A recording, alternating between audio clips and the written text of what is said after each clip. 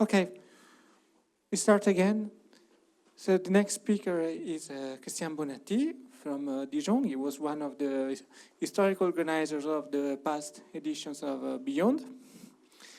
And today he's talking about aperiodic classes of C1-generic diffeomorphism, a work with Katsutoshi Shinohara.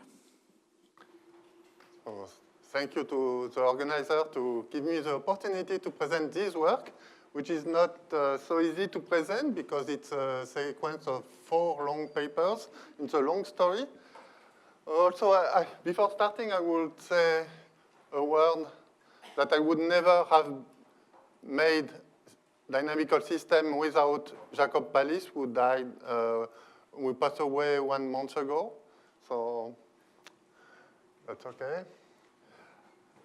So I will start with a long introduction about what mean aperiodic classes and why I think there was interesting to do, and why they deserve this long story. The publication was in 2015, but it started much before. So let's start. So we are here all making dynamical system, but dynamical system for each of us is different things. It can be measurable maps, it can be group action, it can be foliation. And in fact, dynamical system is not an object, it's a question. You need some object with define some kind of orbit, or because you can also make dynamic of equivalence relations, so it can be classes. But what you want to know is you need a notion of going to infinity, and you want to know where your orbits are going when the time goes to infinity. So these are the precise meaning where the dynamic is very simple. So for me, it will be, sorry, I said that there are many meanings of dynamical system. Here I will only consider diffeomorphisms on closed 3 manifold. When the dynamic is very simple, like in Morse-Mail dynamics, then where are going the orbit has a precise meaning. You take a point in your manifold, you iterate it, and it will tend to an equilibrium point, maybe a saddle point, or most of them to attracting point, or negatively to repelling points. So that is mostly when you are in small class and you look at physical experiment with involved to some change. Maybe your system is not at equilibrium, but you wait on your system will stabilize at equilibrium point. So that is the simplest behavior you can hope. Okay, but it's known for a very long time. In fact, for the end of the 19th century, that very natural systems with simple equations can have chaotic behavior.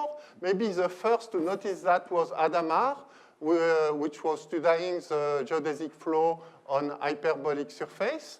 And also Poincaré, who discovered the importance of transverse homoclinic intersection, noticing that that implies a very complicated behavior.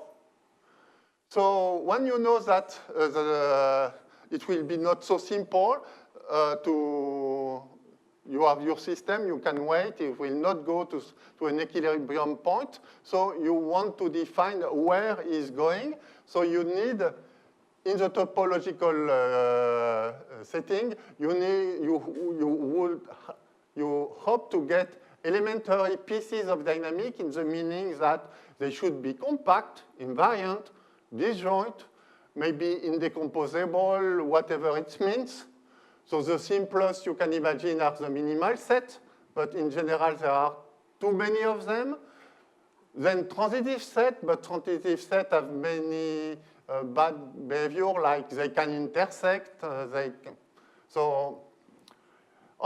is a very nice theory, very elementary, which has been done by Conley, using the most basic idea in dynamical system. if you want to know where the orbits are going, and if you have some region where the orbits are going inside or not outside, so you call that an attracting region, and that is a way to say, yes, the orbits are going there. So you have this notion of attracting region. It's some compact set so that the image go to the interior. That is a robust property. If you make a perturbation of your dynamic, your attracting region remain an attracting region. Okay, and just with that, you make a theory of, so you decompose the dynamic in basic pieces, in elementary pieces, by defining a chain recurrent point. So what is a chain recurrent point? So usually people use pseudo-orbits, but that is equivalent and make part of the proof, indeed, in Conley theory. What is a chain recurrent point? Is a point so that each time you have an attracting region, it is not going inside this attracting region. Either it is inside, and all its orbit will remain inside, positively and negatively, or it is outside and remain outside all the time. So that is a chain recurrent point. If you have two chain recurrent points, you will say that there are in the same chain recurrent class, that they are equivalent if each time you have an attracting region, if one of your points is in this attracting region, the other also. So you cannot distinguish the orbit of X and the orbit of Y by attracting regions. And so you look at the set of chain recurrent point is a compact invariant set, and it is split in these chain recurrent classes, which are also compact, invariant, and disjoint. And there is a very nice theorem, which is sometimes called the fundamental theorem of dynamical system, which holds for any homeomorphism on any compact metric set. But I state it here for manifold. So you look at an homeomorphism of a manifold, and you consider, so you just look at homeomorphism. Then there exists what is called the Lyapunov function, which can be smooth, so that all the orbits are going down for this function. So here is your map. And for every point in your manifold, it is going down. And, but it can approach to some place where it is no more going down. It's constant. So in fact, it is constant if and only if you are on some chain recurrent class. And two chain recurrent classes have different images. And if you have two, so you look now also chain recurrent classes, you look at their image, and between any two of them, you have some gap where there is no chain recurrent classes. That is, if you take the level between two images there, you get that an attracting region, which is what is below. So you can always separate two chain recurrent classes by an attracting region. Okay, so that is a very nice topological description of the global dynamics. So this notion has been not so used, but in fact it's very natural. For example, if you look at the definition of axiom A plus no cycle, which is a little bit complicated, in fact, it's become very natural if you look at it in this setting, because axiom A plus no cycle is exactly the same as this set, the chain recurrent set, is hyperbolic. And this decomposition has been first done by Smale in the hyperbolic setting, and the spectral decomposition of Smale is exactly this Conley decomposition. Okay. Let's go now to Smale dream. He wanted to describe most of the systems. and it has the idea in mind of Morse theory. In Morse theory, you have complicated functions, but you make a small perturbation, and your function become very simple and with some stability. So can we do the same with dynamical system? So it was a little bit his dream. So first he thought that every system was like Morse mail, but then he understood that there was complicated Morse shows which were stable. And then there is a notion of structural stability. So you have a system which is structurally stable if any nearby system is conjugated to it. Okay. On the long story of dynamical system from the 60s to Hayashi's result in 98, so was to show that structural stability in the C1 setting is equivalent to hyperbolicity on here axiom A plus strong transversality. And so a priori, initially, the dream was you have a system, it is unstable, but maybe making a small perturbation, you can stabilize it. So here it's a little bit strange, but it's some caricatures that I made of Jacob Pallis for his 70th birthday, and I gave to him at this moment. So everybody knows that the Smale dream ends because hyperbolic systems are not dense. So it starts with in dimension 2 where structurally stable are not dense, even in the C1 setting. In the C2 setting, we know that the chain recurrent set, there are open set of diffeomorphisms for which it is not hyperbolic, the chain recurrent set. And in the C1 setting, in higher dimension, where there are, so C1 open set, where you have a non-hyperbolicity of the chain recurrent, so you don't have axiom A. But in fact, in particular in the C1 setting, we can sometimes have a global assumption, global description, like some results that I like very much. We start with Magnier in dimension 2.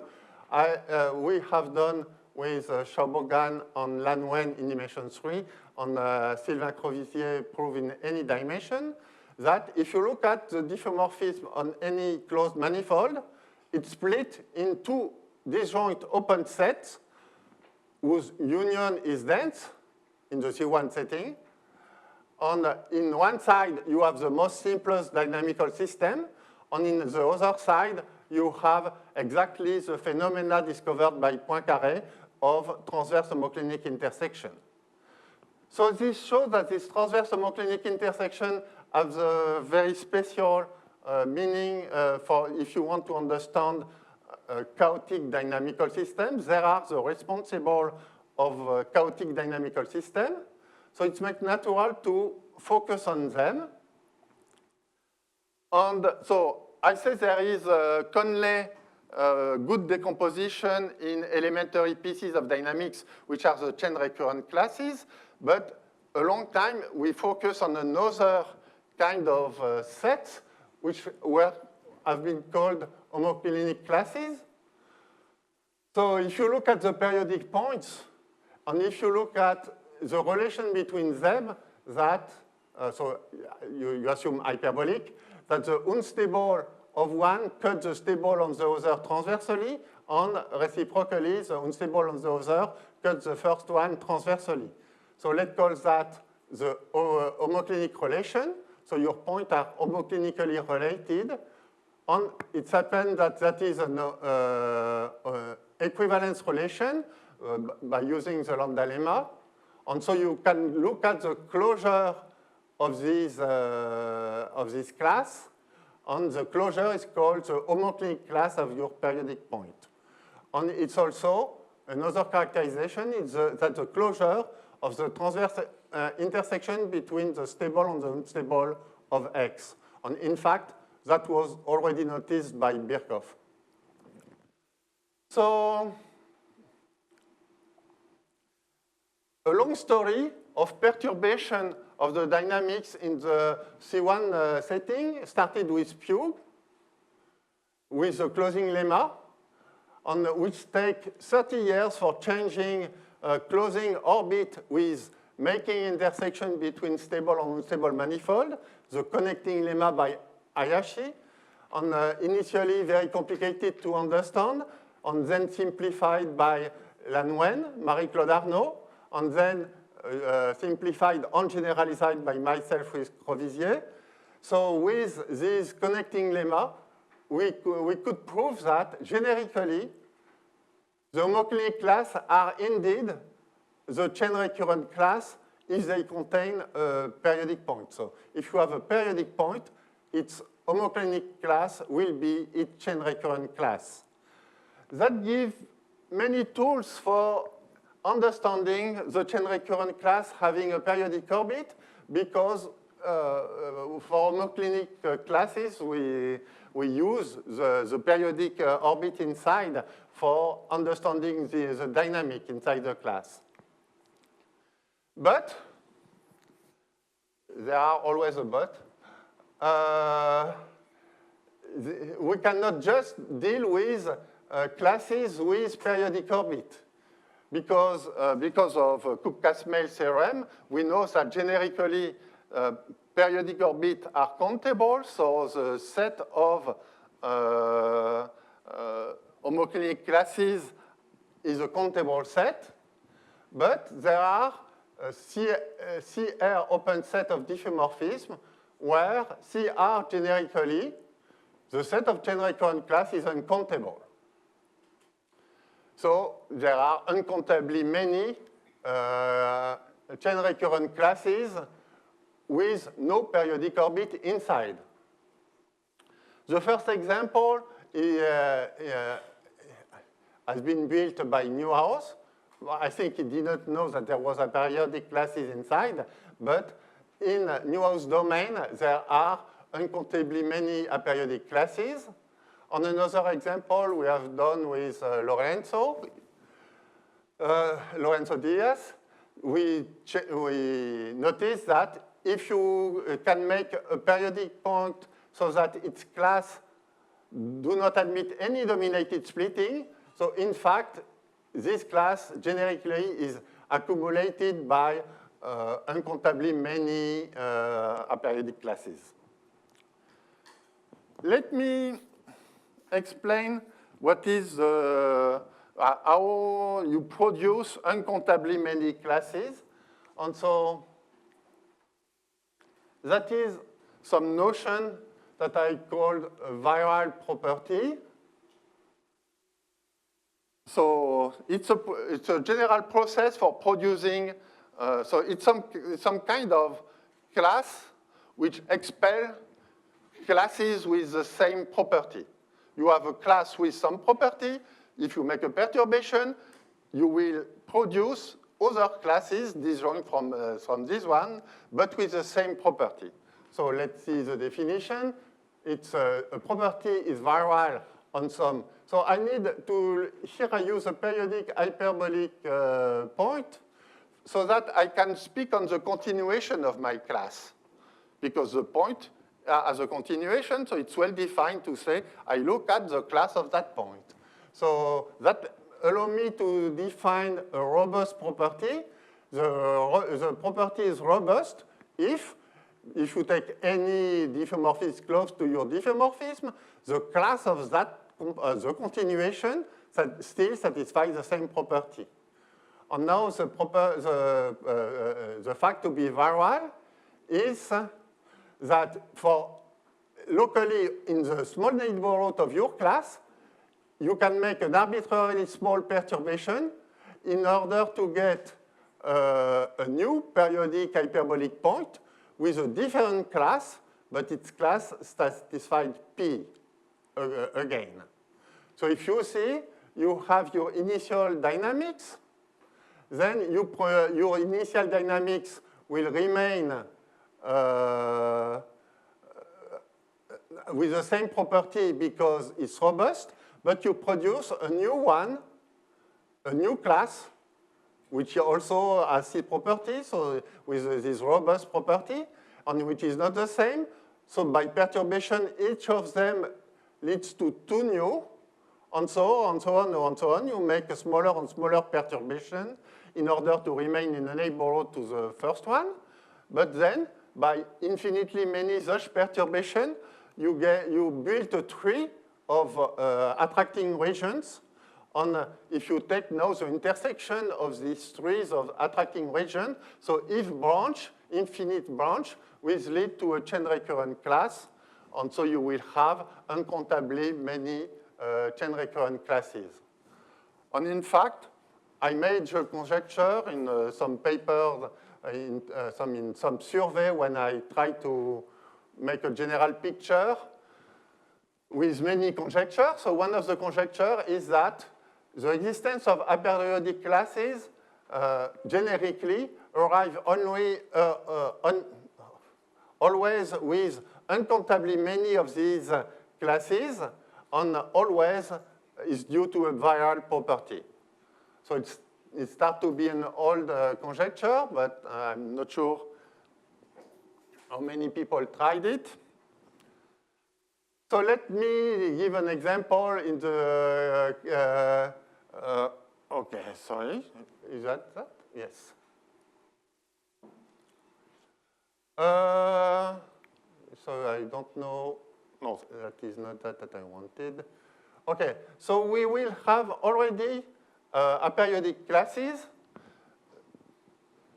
in these two examples, and up to our work with Katsutoshi, all the known aperiodic classes for generic dynamics was always adding machines. And so let me explain a little bit why. So let's see in the case of Newhouse domain. So you take a diffeomorphism having a robust tangency. So when you have robust tangency by small perturbation, you get a bifurcation of a tangency associated to a periodic point. This creates some attracting region, and by small perturbation, you get in that attracting region, again, a periodic saddle with an homoclinic tangency. And so in this, but okay, that it was open, so that was a robust property. Now you get a new robust tangency here. It's again a robust property. So in this attracting region, so you start with an attracting region, then you produced a periodic attracting region with large period, but as it is again with robust tangency, you can by perturbation create inside a new small attracting region with a very long period. And if you know what are adding machine, that is typical of adding machine. And if you take the intersection of the successive attracting region, you will get some counter set, minimal, and uniquely ergodic. Okay. So mostly, the reason why there was always adding machine is because the process of creation, which was always expelling small attracting regions in balls. So we have to go further that if you want to get aperiodic classes with a different dynamics. So that is our work. So in a manifold of dimension at least 3, you always have an open set of diffeomorphism so that generically you have uncountably many aperiodic classes which are minimal but not uniquely ergodic, or transitive but not minimal, or uniquely ergodic but not transitive. All the ones that we built are expansive. So anyway, all that are not adding machines. Okay, here truly it's important to that the dynamics we do are C1-generic. If you remove the genericity, it's easy to build aperiodic classes with any of these properties because inside the full shift, you have subset, invariant subset, which has these properties. So you can take one of these subsets, and you can realize it as an aperiodic class of a diffeomorphism, but not at all generic. So I stop here my introduction. I will try now to make a very short idea of the proof of these four long papers. So it will be too fast, but I have no other possibility. So let's go. First, let me describe the open set. That is the setting. What is the setting of these dynamical systems? So I first need a topological setting, and it will be what we call filtrating Markov partition. So what is that? Is, as usual, Markov partition, rectangles with rectangles here for Earth are cylinders, are a product of the disk by an interval. And the fact that they are Markov partition is because when they intersect, they cross each other completely and far from the boundary. The term filtrating is because we want that the union is what is called a filtrating set, on what means intersection of an attracting region and a repelling region. So we want that you can go from any rectangle to any other rectangle. So you want that incidence matrix assomiterate with positive entries. Then we have hyperbolic structure on this set. So partially hyperbolic. We want to have a global unstable cone field, positively invariant, and which is around the verticals.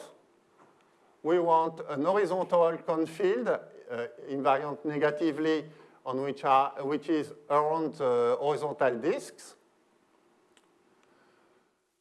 And so condition, we have the rectangle, so we want that there exists at least one periodic point so that its stable manifold is of dimension 2, and it crosses completely your rectangle. We want such periodic with what we call large stable manifold with a complex eigenvalue. So here we don't want 2 real. And finally, we want a robust cycle with between this point with large stable manifold on a point of the different index. And so here I draw just a cycle that is a transverse intersection of a two-dimensional unstable manifold with the two-dimensional stable manifold on a quasi-transverse intersection between the stable one-dimensional stable manifold of Q with the one-dimensional unstable of P. And we want this to be a robust cycle, and for that we use a blender. Okay. So let's see why these hypotheses are useful. And certainly there are other settings with the same result, but we needed to make an example. So we use filtrating set because that allows us we are announcing chain recurrent classes, and that is not local. If you look in restriction to some open set, you can see some very simple dynamics, but if some dynamics is going outside and go back, your chain recurrent class will not be what you see there. And that is what avoid filtrating set. When you have a filtrating set, an orbit cannot go out this filtrating set and going back. And that makes that if you have a chain recurrent class which touch your set, then it is included in your set. And if you have two classes which looks not the same locally, that in fact they are truly not the same. So that is why we use filtrating set. Then we have this strong unstable direction. So if you iterate negatively, your cylinders become very thin and thinner. So at the limit, there will be disks. So the intersection, the negative, if you look at the maximal invariant set inside, in fact, it consists in a lamination by disk on transversally contour. So these points with large stable manifold are all homoclinically related. So the chain recurrent class of this point are well defined. So we have, for our setting, we have a given chain recurrent class, the one of the points with large stable manifold. And in fact, when you have one, you have plenty and you have density of this point with large stable. The complex eigenvalue that we required is so that now in this class there is no subdominated splitting. The center stable cannot split in two invariant bundles. And the fact that there is a robust cycle implies that you don't have any uniformly contracted direction in the center, that is center stable, sorry.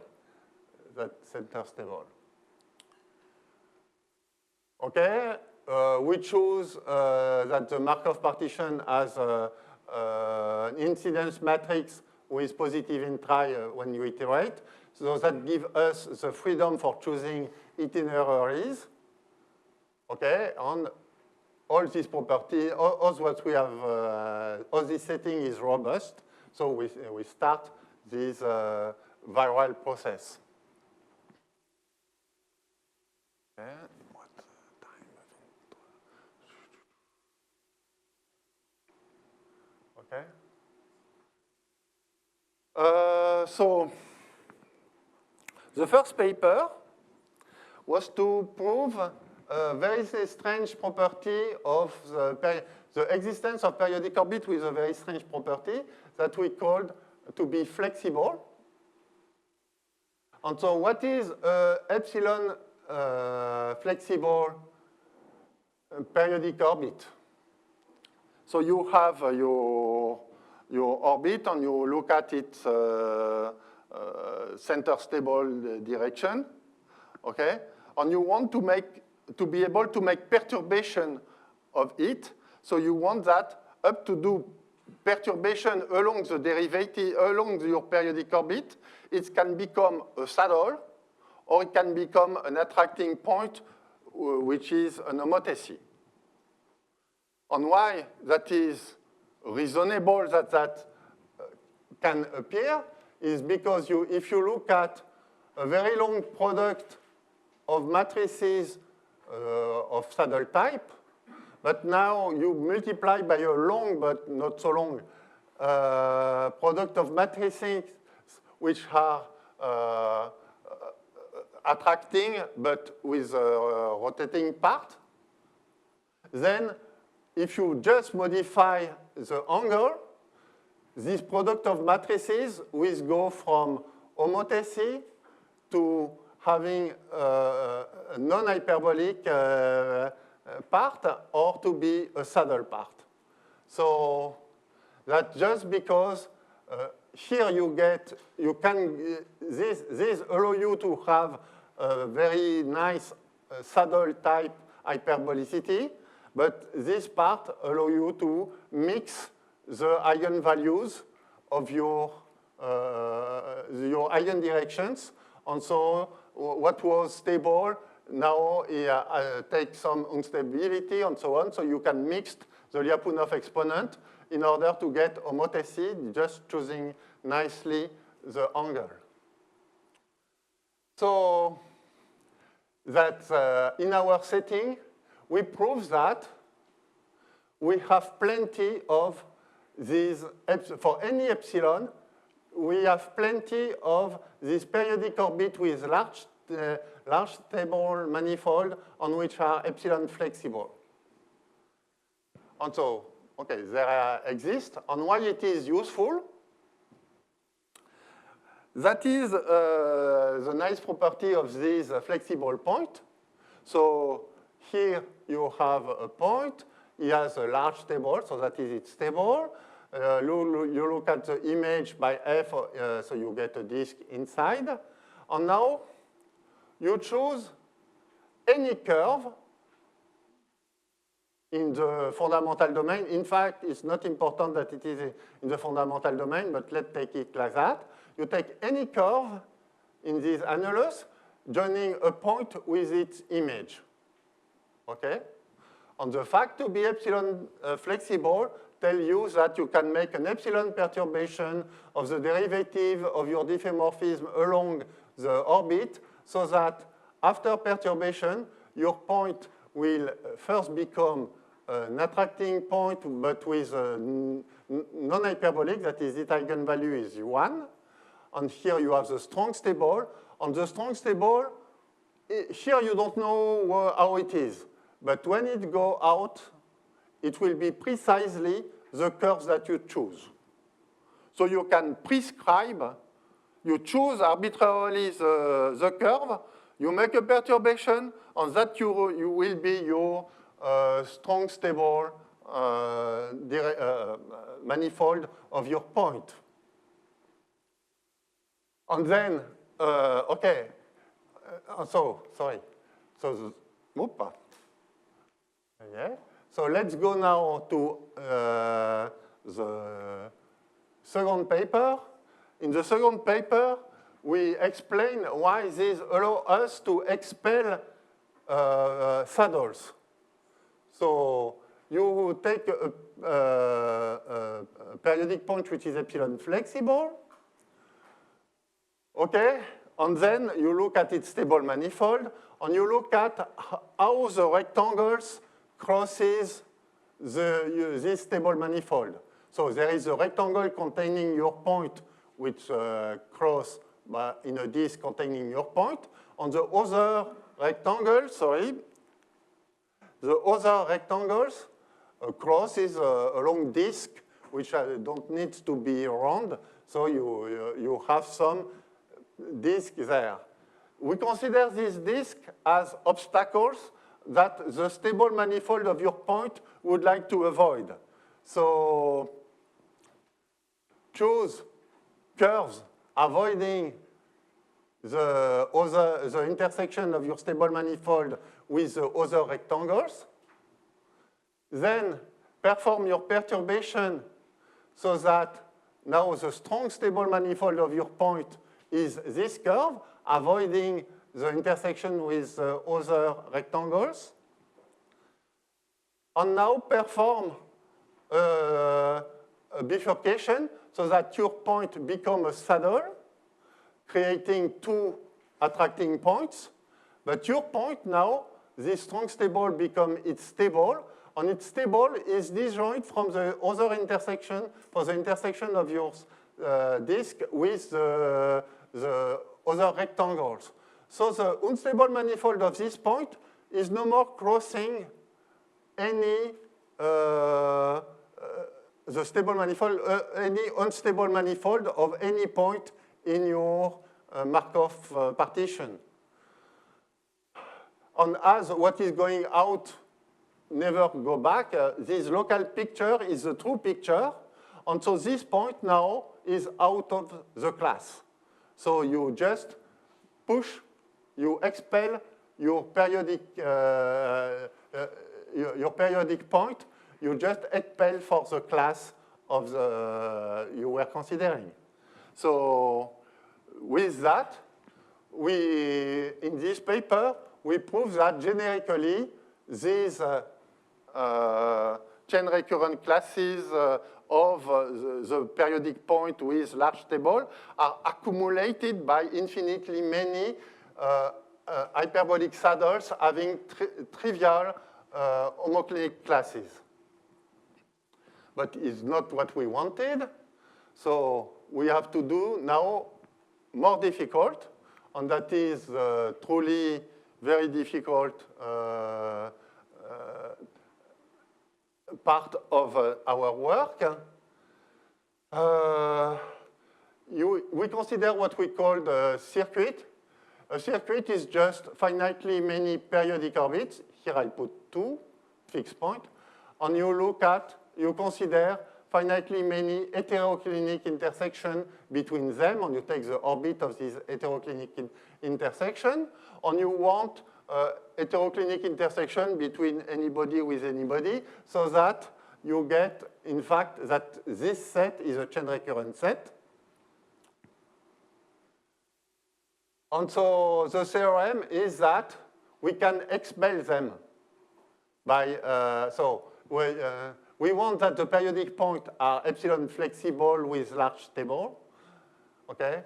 And when we have such circuit, by an epsilon perturbation, we can put the circuit out of the class. And, so maybe it has been a little bit modified, but it keeps the same itinerary. You can keep exactly the same point on the chosen homoclinic intersection, but the orbit maybe change a little bit, but keeping the same itinerary. And the important thing is that we get a different class, so we expel this circuit, and okay, and now we can, by extra perturbation, in this class, we can recover the property P. We can build a new, smaller filtrating Markov partition with the property P. So in particular, we have that this property, the list of all the settings that we had, was a viral property, but we get more because we know the dynamics of the circuit that we expel. Okay? So that is truly the very difficult part of this sequence of papers. And let me just give an hint of what is the difficulty.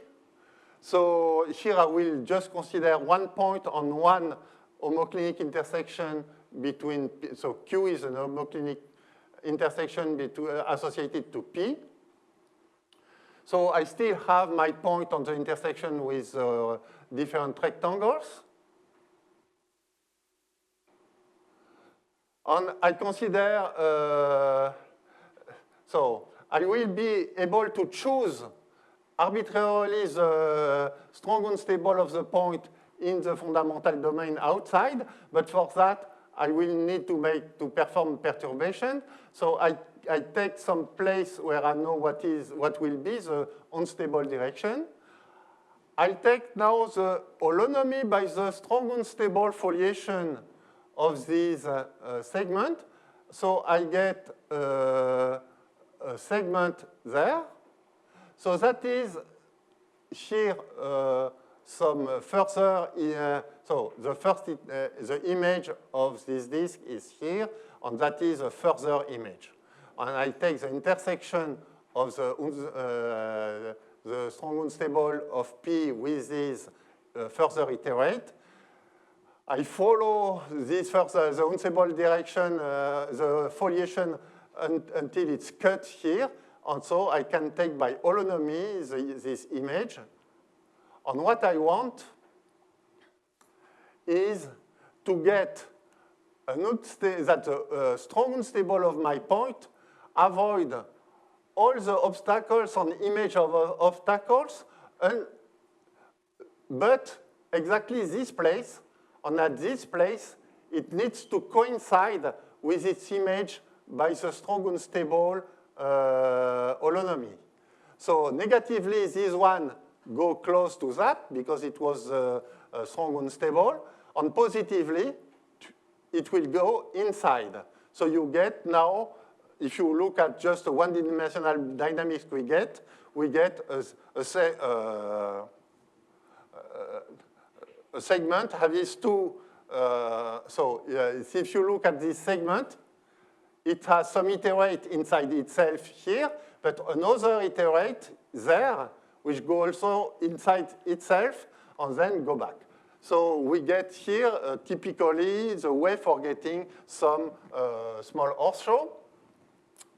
And in fact, as it is along the unstable manifold, we get an invariant surface, a locally invariant surface, having an horseshoe containing my point on the my initial point on the the homoclinic intersection Q. So this surface is locally invariant. And for the moment, what we know here is that Lyapunov exponent is 0, and this one is contracting. So it's a surface which is normally very few expanding, and inside is you have a contraction and a strong expansion in the unstable direction. And we proceed an extra perturbation, making that the Lyapunov exponent, the direction of the point become expanding, and this directly push the whole class of P outside. I told you that it was complicated. Okay, so that is the process that we made. But truly, the difficulty is to find these perturbation making that the unstable has these properties to coincide exactly there, and with no other intersection. So I need to have an intersection there because that is the image there. But all the other need to be outside. And that is very, we have to understand what is, well, no, I prefer not speaking on that. That is truly the hard part of the. And then the simple part is what we put in the last paper, is to understand the consequences for the aperiodic classes. So for the moment, what we have done is to say, oh yes, we have this partially hyperbolic setting with this filtrating Markov partition. We make a perturbation, and you can build a new class inside this joint with a new filtrating Markov partition, and so on. But this class is obtained by choosing a circuit and making a very small neighborhood of this circuit. So in fact, the behavior looks like the behavior of the circuit, and so all the limit dynamics depend on how you choose the circuit, that is, how you choose the itineraries. And so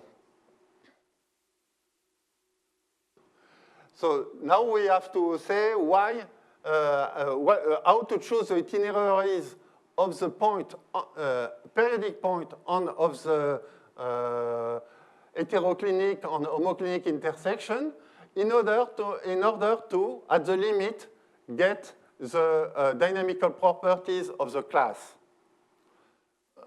I think that my time is ending, not? Almost. Okay. So,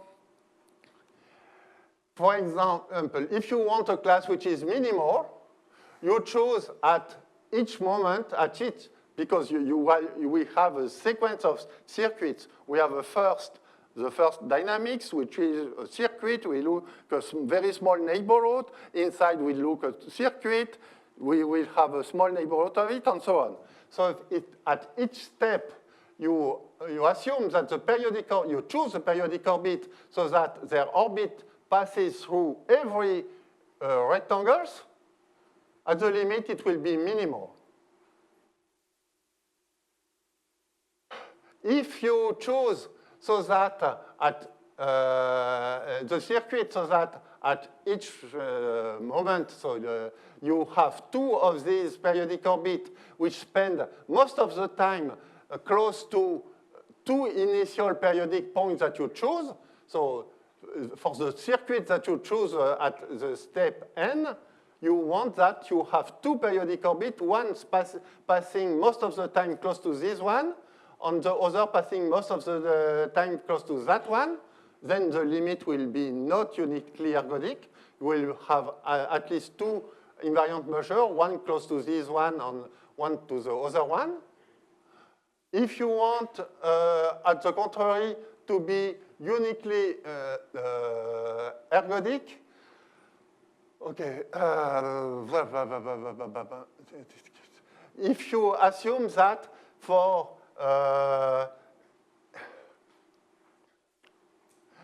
if you can, each step you choose the periodic point passing the same average of time in the different rectangles. If you take two of the previous generation, so you take the periodic orbit in the next generation passing exactly the same time in each rectangles of the previous generation, then you get unique ergodicity.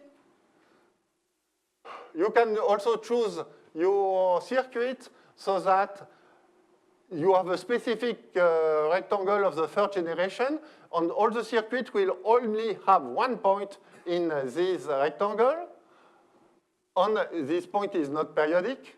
Then you will have a class which is not transitive, so you can mix all that for having what I announced. And I tried already once this talk in Beijing, and it has been a catastrophe. So I hope I have been better today. Thank you.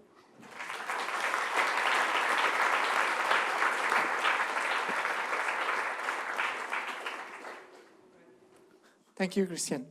Other questions?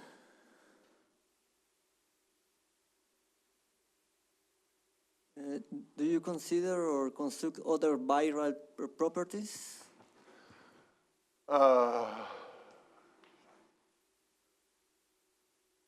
Here, not, but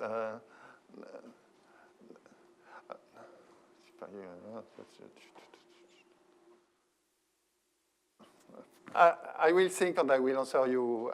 For the moment, I don't find, but I think yes. But okay, did you construct other examples? I was so curious about that. you want if I? Well.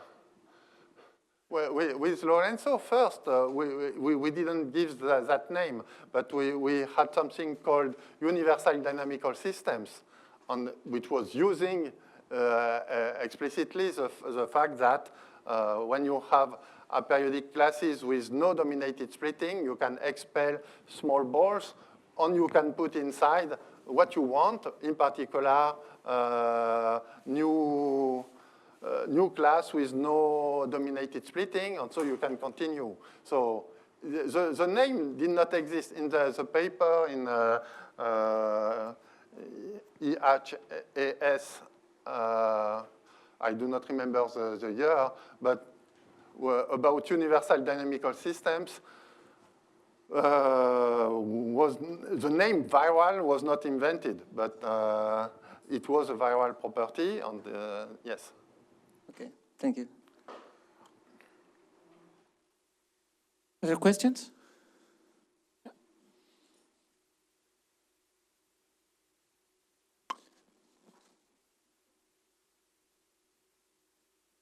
Christian, when you were performing the first perturbation in the flexible point there, just in the definition, you... In the definition? No, yeah, go ahead. Yeah. So no, more. Back, encore. What you want mean? No, what I mean is that you were performing a modification that you take the matrix to oh, yes. to the point. You mean that? That Yes, was this just one. for Yeah, telling yeah, it's yeah. possible to Yeah, no, what is curious is that are you taking the power 3 of lambda? Because you don't, lambda is one of the exponents, no? yes. And then you took you perform such that the Okay, one of the points is in fact, lambda, the lambda. product, the result will not be for that product, but you have to take the origin somewhere there, so that you have some place for mixing, for turning your vector. Then you apply the hyperbolic, and it remains some time for turning Yes, back your but the vectors. lambda to the power 3 is the same Oh, lambda. it was is just I for... don't know, it's another number. You cannot change the Jacobian, Yes. because that is abelian. And so Okay, you by, just forced by to have. perturbation, you keep the Jacobian up to epsilon, because you make Okay. epsilon perturbation. Okay, So for having a constant Jacobian, okay. I make that. And another question is that when you did the perturbation there in your pictures, it's like the perturbation in the periodic point is like you perturb like in the DA and also whatever. When you make... Because you transform one, yeah. You make that, and then you do Yes, that. yes. This is exactly like that. It's not exactly a saddle node, but it's because you have an attracting point with an eigenvalue which is 1, and so you turn this eigenvalue expanding, so you create two attracting points there. Okay, thank you. Other questions? Right. No? Thank you, Christian.